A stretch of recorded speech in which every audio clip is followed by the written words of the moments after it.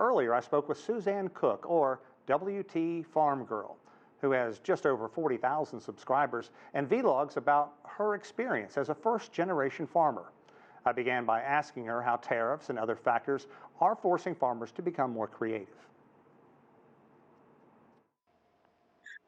I think right now the growing trend is to create a YouTube channel. I actually didn't start it as an income revenue. I started it as a test to see what interest was in farming. I'd written a book. There didn't seem to be any interest in the idea of farming. So I thought, well, let's do a live feed. Let's test it live online and see what happens. And the response was overwhelming as far as the interest in farming goes. And I think a lot of other farmers who are watching these types of videos are getting the same idea in their head. Okay, let's try it out and see if we can get income from it. And so in the last year, there's been an explosion just in the number of farming channels. And they're doing well. A lot of them are. Why do you think that is? And clearly, a lot of people want to know where their food comes from. Are GMOs being used? What are the aspects of that? Pesticides, what kind of effect is that having? But you have maple syrup and hay for horses. So how do you work compared to other farmers? Every farm does things a little bit differently. Our main aspect is that we are a first generation family farm, and there's those types of YouTube channels out there as well. For us, people like watching us learn. They like watching a girl who has no mechanical experience, no machinery experience, trying to figure this stuff out.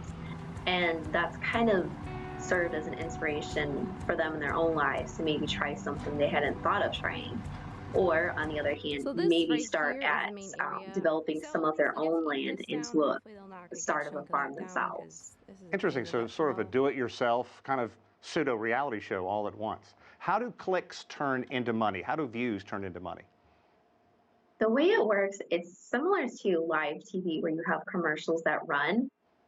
The advertisers pay a certain amount of money per ad, and depending on if the ad is watched all the way through, if it's clicked on, if something's purchased from the ad, it's all commission based. So part of the commission goes to YouTube and part of the commission goes to the actual channel owner.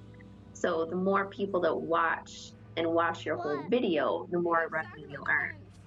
What are you hearing from your colleagues about the tariff, the ongoing trade war between China and the United States? How is that affecting farming in the United States? And do farmers have to be extra creative right now to make ends meet?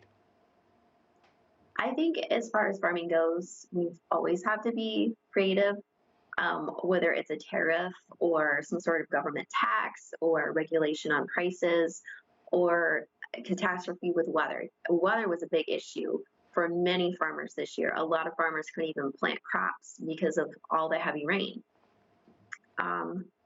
We've learned over the years to be creative, and unfortunately, it's not always possible for every farmer to be able to do that, especially if they've been farming a long time and they've got a set pattern of ways that they're used to dealing with. It can be hard to deal with that change.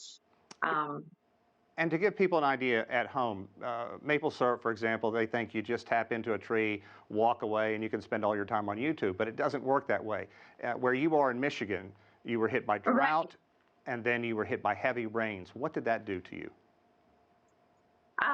For maple syrup season, we never really realized how important rain was to the production of our trees. We put in a new system this year that was supposed to probably double our production.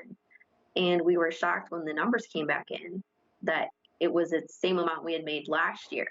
So the only thing we could figure differently was we had no rain. Let's talk about the future of your industry, farming, especially if this trade war drags on into 2020 and gets really ugly during the next presidential race. It won't affect us because we set the price for all of the products, and that was one reason why we chose the products that we chose, was because it gives us full control over what we charge for syrup and what we charge for hay. As far as the other farmers, from what I've heard, they're a little nervous about it, but they're prepared to deal with it as it comes. It's, like I said, it's not exactly something new for them.